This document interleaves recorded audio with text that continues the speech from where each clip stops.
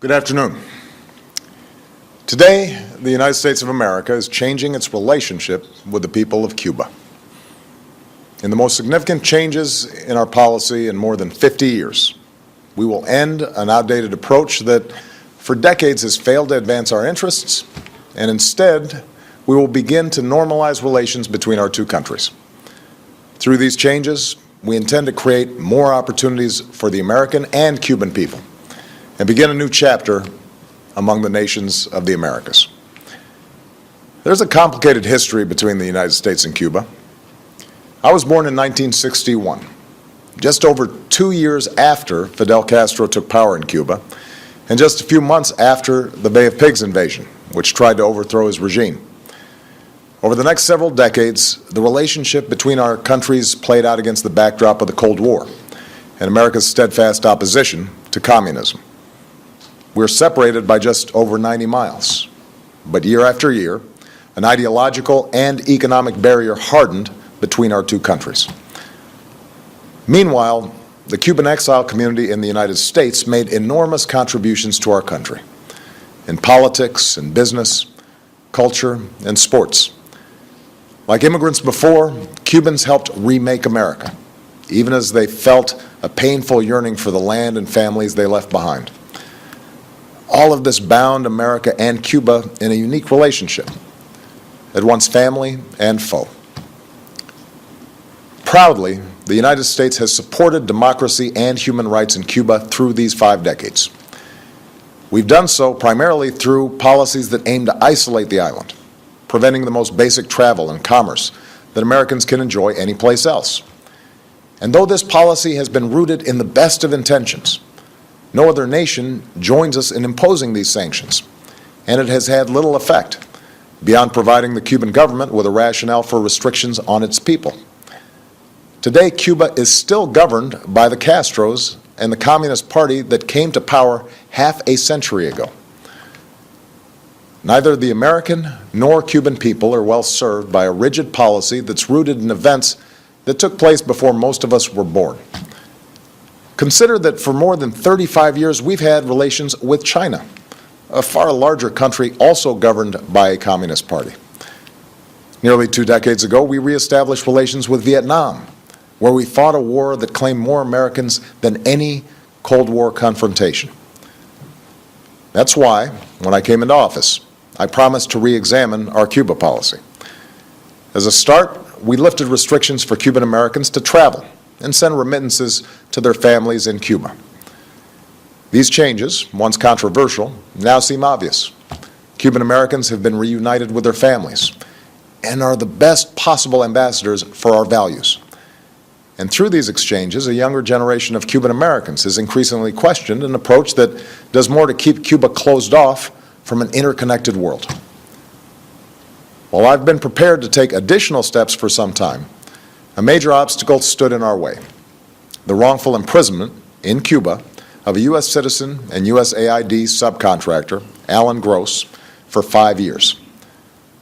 Over many months, my administration has held discussions with the Cuban government about Alan's case and other aspects of our relationship. His Holiness Pope Francis issued a personal appeal to me and to Cuba's President, Raul Castro, urging us to resolve Alan's case and to address Cuba's interest in the release of 3 Cuban agents who've been jailed in the United States for over 15 years. Today, Alan returned home, reunited with his family at long last.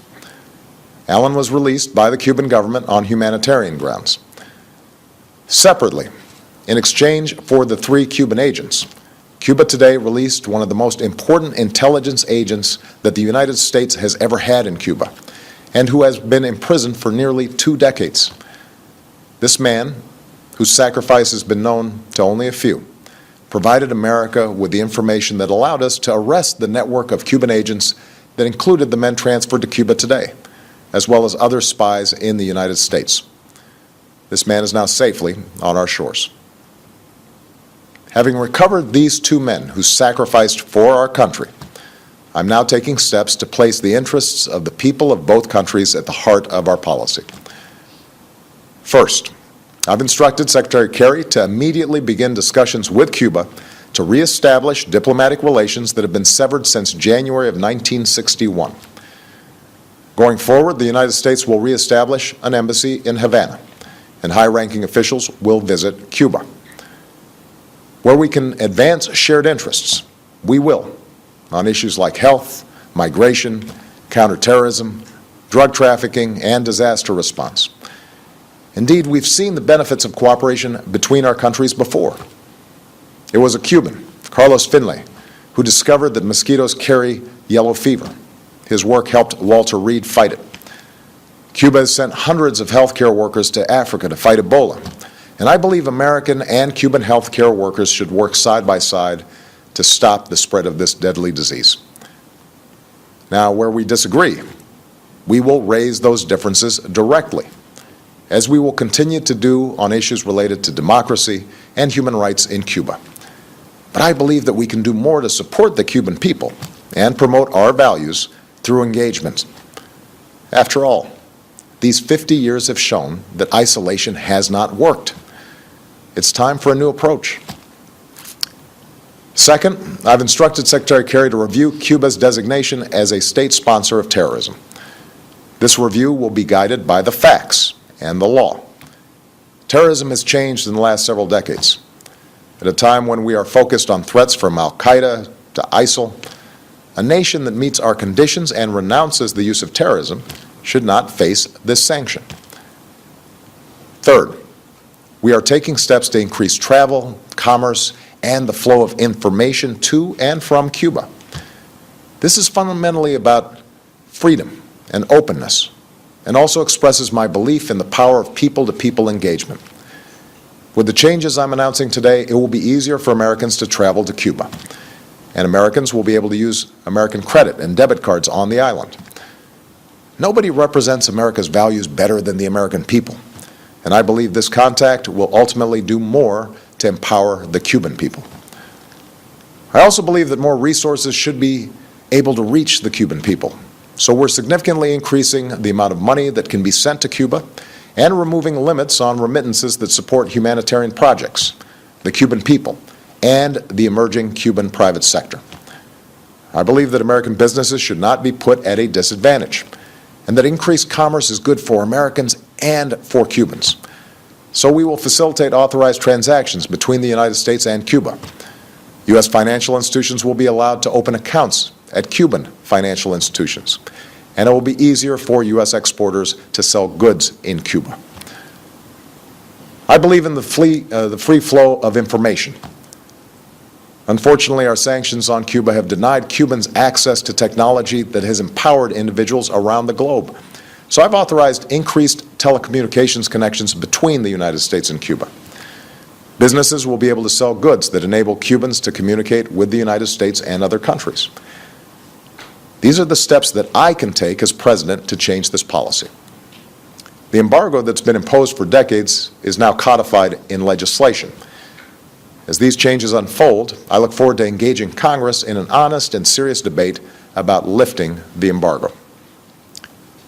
Yesterday, I spoke with Raul Castro to finalize Alan Gross's release and the exchange of prisoners, and to describe how we will move forward. I made clear my strong belief that Cuban society is constrained by restrictions on its citizens. In addition to the return of Alan Gross and the release of our intelligence agent, we welcome Cuba's decision to release a substantial number of prisoners whose cases were directly raised with the Cuban government by my team. We welcome Cuba's decision to provide more access to the Internet for its citizens and to continue increasing engagement with international institutions like the United Nations and the International Committee of the Red Cross that promote universal values.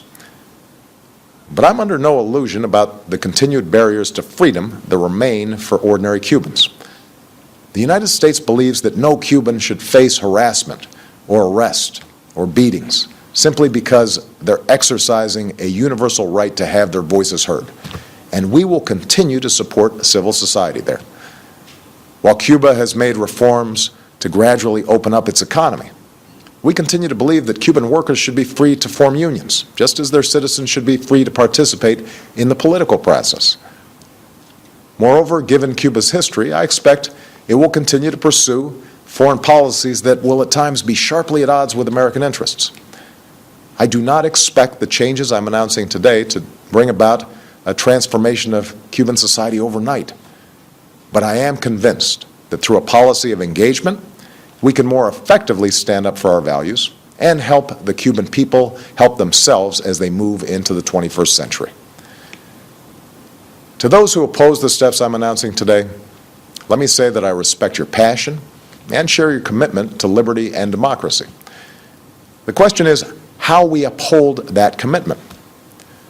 I do not believe we can keep doing the same thing for over 5 decades and expect a different result. Moreover, it does not serve America's interests or the Cuban people to try to push Cuba towards collapse. Even if that worked, and it hasn't for 50 years, we know from hard-earned experience that countries are more likely to enjoy lasting transformation if their people are not subjected to chaos. We are calling on Cuba to unleash the potential of 11 million Cubans by ending unnecessary restrictions on their political, social, and economic activities. In that spirit, we should not allow U.S. sanctions to add to the burden of Cuban citizens that we seek to help. To the Cuban people, America extends a hand of friendship. Some of you have looked to us as a source of hope, and we will continue to shine a light of freedom. Others have seen us as a former colonizer, intent on controlling your future. Jose Marti once said, "Liberty is the right of every man to be honest." Today, I'm being honest with you. We can never erase the history between us, but we believe that you should be empowered to live with dignity and self-determination. Cubans have a saying about daily life. No es fácil.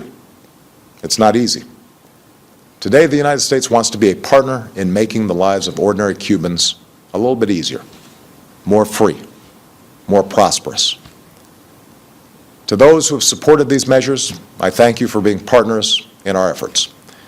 In particular, I want to thank His Holiness Pope Francis, whose moral example shows us the importance of pursuing the world as it should be, rather than simply settling for the world as it is.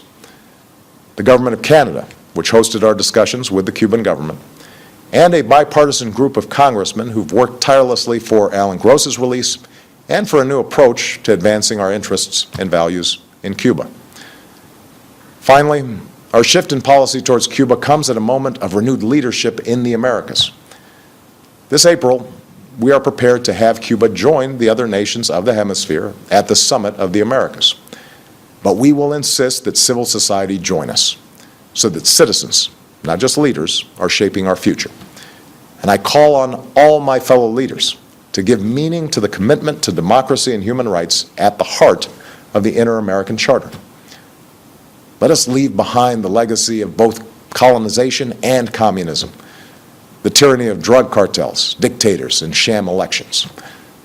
A future of greater peace, security, and democratic development is possible if we work together, not to maintain power, not to secure vested interests, but instead to advance the dreams of our citizens. My fellow Americans, the city of Miami is only 200 miles or so from Havana.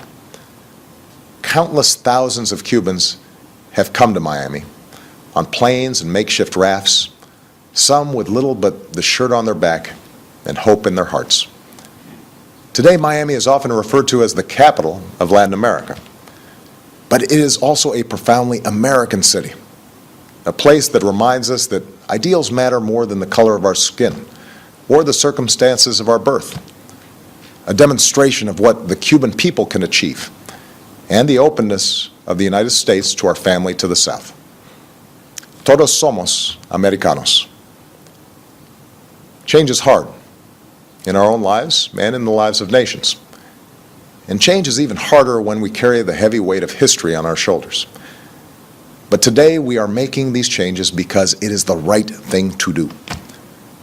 Today, America chooses to cut loose the shackles of the past so as to reach for a better future for the Cuban people, for the American people, for our entire hemisphere, and for the world. Thank you. God bless you, and God bless the United States of America.